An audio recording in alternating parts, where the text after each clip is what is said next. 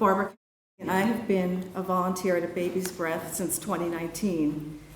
I am here today to talk to you about my personal journey, which started many years ago. I was a registered nurse for over 35 years, and since retirement, I have been a volunteer for several pro-life organizations, and more recently, A Baby's Breath. My pro-life volunteer work has been over 14 years. My motivation to volunteer has been for the right to life for unborn children and for the protection of women who want to choose life for their children. My story begins in 1976, almost 50 years ago. I was a 21-year-old newlywed young woman. I had married a man that I started dating as a teenager. I had a very strict upbringing in an Italian-American Catholic family. My late husband and I discussed having children when we were first married, and we both agreed that our plan would be to defer having children for at least a few years while we established our careers. However, only 2 months after we were married, I realized that I was pregnant. Actually, my late husband realized it first. The doctor's office called him with the pregnancy test results instead of me. My late husband had already arranged for me to have an abortion before I even had a chance to react to the news or talk to the doctor. This ethical breach today would be unheard of with HIPAA laws and other legal considerations, but this was 1976, and that's how it happened. I was shocked to hear that I was pregnant, but on the other hand, I was happy. I really loved my husband and thought that we would get by and it would all work out in time. Unfortunately, my late husband was enraged to hear that I was refusing to abort our child, and our discussions escalated into fierce confrontation and eventually physical assault and violence. I was battered physically by him and then battered mentally by my mother-in-law. I was accused of being selfish and punitive toward him. My own parents distanced themselves from the situation, feeling that this was a matter between us as husband and wife. I had never heard of a crisis pregnancy center, and I felt that I had nowhere to turn. I was in such a state of despair, and I felt completely alone. Finally, the doctor's office gave me a deadline because I was approaching 6 weeks gestation. I was exhausted all the time and nauseated day and night. I caved in and had the abortion, totally despondent and beaten down. My stress level was through the roof, and I left my late husband shortly after that. Soon after the abortion, I became depressed. It was an inward depression. On the outside, I was very functional and was doing well in my job as an emergency room nurse in Philadelphia. But inside, I was dying. I could not experience true joy anymore. I viewed my life in terms of me before the abortion and me after the abortion. I was no longer the same person. I couldn't relate to comedy on television or gaiety in social or family gatherings. I thought of soldiers returning home from war and trying to blend in their towns and not fitting in with the normal people anymore. I had seen the dark side of human nature, not just my late husband's, but my own. I could not forgive myself for caving in and submitting to the abortion. I wondered why no one had mentioned adoption or any kind of agency to work with me. I became, in addition to being depressed, a very angry, rage-filled person. My personality was changing. I also developed an eating disorder, anorexia. My weight dipped below 90 pounds, and I would end up feeling sick every time I ate. I remembered before that I was eating for the sake of my unborn child, and then I couldn't eat anymore. I would just push the food away. It would take me years to start to regain that weight and have a normal weight once again. I started to experience triggers, everyday experiences that vividly brought back the abortion procedure. To this day, I have a particular trigger, and it will never go away. I was disgusted with myself, and I hated myself. The years went by. My late husband and I reconciled. He regretted the loss of our first child, and we went on to have 4 children together. But I could not forget my first child, no matter what. Not a day would go by where I didn't think of my lost child. Roughly 23 years later, I felt suicidal. Again, functioning at a high level on the outside, dying a slow death on the inside. I could not make sense of my life. I had agreed for the life of my unborn child to be taken. How does someone move on from that? One day, I was sitting in my home office desk, and this is a miracle in my life. I think of it that way. On my desk was a pamphlet about Rachel's Vineyard, just sitting there. I had no idea where it came from. I thought, did one of the children bring this in with the mail? What is this? I picked it up, I started reading it, and I read through it quickly. I realized what it was. It was a post-abortive outreach service, for women. And I ran upstairs. I left my children downstairs in the family room. They were playing. I ran upstairs into one of the bedrooms. I closed the door. I picked up the phone and I dialed Mother's Home in Darby. And I pleaded with the volunteer who answered the phone to help me.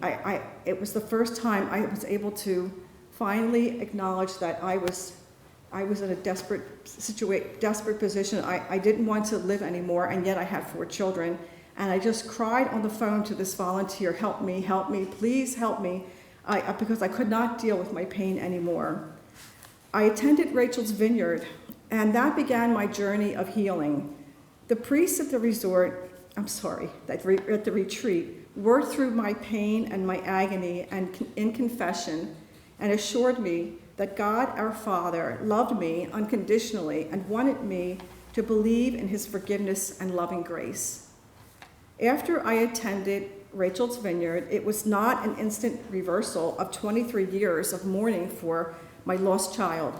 That regret continues to this day, and it always will. The daily remembrance of my first child will always be there. But it was a beginning of a long journey back into the light, slowly restoring me to my former self and accepting God's unconditional love for me. I was treated for PTSD for several years, utilizing different treatment modalities. Part of my journey also included my accepting responsibility for my decision, regardless of the circumstances. There could be no rationalization otherwise in my eyes. I could not ask for God's forgiveness and expect to be forgiven if I did not confess to my sin, my culpability in that fateful decision in 1976. Finally, in 2009, I was in a better place. Many thanks be to God, and I made a purposeful decision to talk publicly about my abortion. It had been 33 years, and I knew I had to warn others about the psychological carnage and destruction that abortion causes. Young women have a right to know this. They need to hear from post-abortive women. How can the pro-abortion lobby say they care so much about women when they want heartbroken post-abortive women to go away and be quiet? Or they frequently discredit us post-abortive women, saying we were psychologically damaged anyway. In the medical world that I was in for over 35 years, every patient had the right to know everything about their medical procedures or products. This is called informed consent. Every patient's legal and ethical right to know all the information available. This is not happening today in abortion clinics. This also motivates me to speak out. While I was a volunteer in the past for Pennsylvanians for Human Life, I spoke to juniors and seniors in high school classrooms and to pro-life clubs and other audiences. I was healed enough to talk openly and publicly about my abortion. Many women, though, cannot do this, and I have learned that if they are not healed, it's a mistake and it should not be pushed on them. It's too painful and traumatizing. I have seen this firsthand. I am encouraged, however, that more post-abortive women are coming forward and speaking out publicly about their abortions and the psychological damage afterwards, because I fervently believe that post-abortive women can lead the charge to greatly dispel the myth that abortion empowers women. Quite the contrary. That's why crisis pregnancy centers, like A Baby's Breath, are the definitive outreaching arm to women in crisis. This is pro-women work on behalf of women and families. Normalization of abortion on demand is anti-women and anti-family. Thank God I am here to talk about it. Others have committed suicide.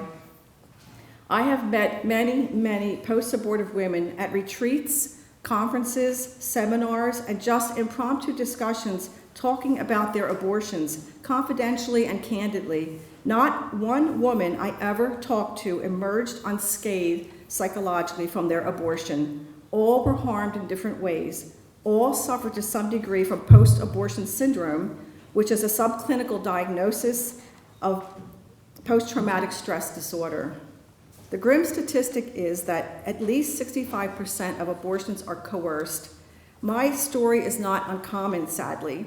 Every year, women are forced to have abortions and even murdered when they refuse to. I read these depressing stories online, on Life News, and even on the national news sometimes. I feel compelled to warn others, not just for the sake of lost children, but for the survivors of abortion, the parents, the grandparents, who have also been known to mourn the loss of their unborn grandchildren. I wish just one person would have been in my corner. I wish I could have gone to a crisis pregnancy center like a Baby's Breath and talked to someone privately who cared about me, away from all the threats, all the yelling and negativity that I was facing at home with my late husband on a daily basis. A center that offered what a Baby's Breath does, for example, would have been a safe haven. I needed to feel protected and have confidence to exercise free agency for myself and for my unborn child.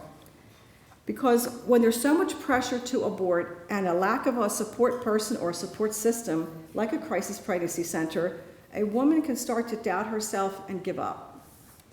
I needed someone to reassure me, to calm me, to work out the logistics of bearing a child, whether I would raise my child myself or give my unborn child the gift of life through adoption. My instinct to protect my baby was natural. Advocates at a Baby's Breath are there to do this every day, 24/7. And ultrasounds, they are so important. Ultrasound imaging reveals what no one else wants to say, that there is a baby involved. The image represents the truth. It's a baby, not a blob of tissue, not a clump of cells or DNA material. An ultrasound image immediately changes all of that. What about the baby? It can give a mother the strength to realize the strength that she has, that she did not realize that she had, that she is not all alone, and there are those who want to help. One of the things that has always struck me, I want to share with you, I have noticed a very sad and bitter irony at post-abortive gatherings that I have attended in the past 35 years. Women are there that are as old as 80. They're crying for their babies. Some of these women had abortions in the 1950s. They're not crying out for their blob of tissue or their clump of cells, or they want their DNA material back. They're crying for their babies. It's an incredible thing to see what I would consider elderly women crying for babies that were aborted many, many, many years ago. And they will say over and over the word that they never heard in an abortion center or from an abortion provider, and that's baby. And any worker in an abortion facility is not allowed to say the word baby, they will be fired. The more that young women know about the existence of crisis pregnancy centers and are reminded time and time again about what they offer and how they can help, the greater the probability that they will remember the centers in their time of need, or someone they know will remember seeing something or hearing something. Time is of the essence. It's not lost on me, of course, during these years at a Baby's Breath, that my life could have been different if I had had a center like a Baby's Breath to go to many years ago and had access to their constellation of services, not to mention kindness and caring. And the fact that everyone is a volunteer at a Baby's Breath not only impresses me, but completely amazes me and overwhelms me. I want to point out today, too, that I am grateful to and comforted by the Catholic Church's inviolate position on the absolute right to life of unborn children. It's a sane voice in an insane world, a culture of death world. Also, I would like to thank Karen Patota for giving me this opportunity to speak to you all today. God has been good to me, and I am grateful for his saving, loving grace. And I also want to thank all of you for your kind attention. Thank you. If anyone has any comments or questions, I'd be glad to answer. Thank you.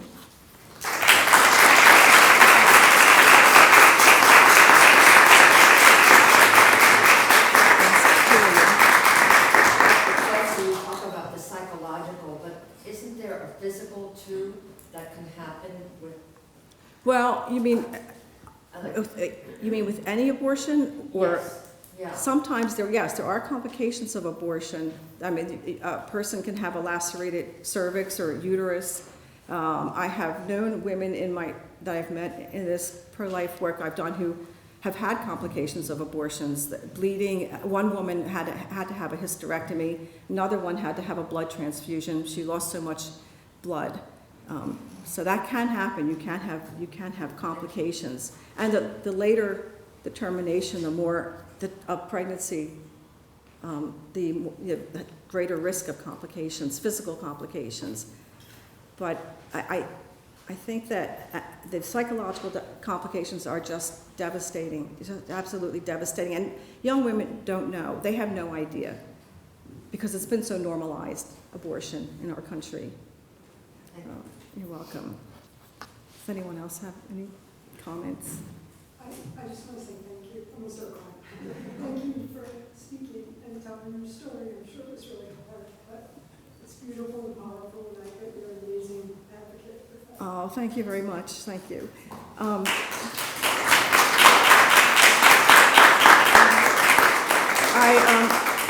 I had to read this over at home probably 10 times because every time I read it at home, I would start to cry.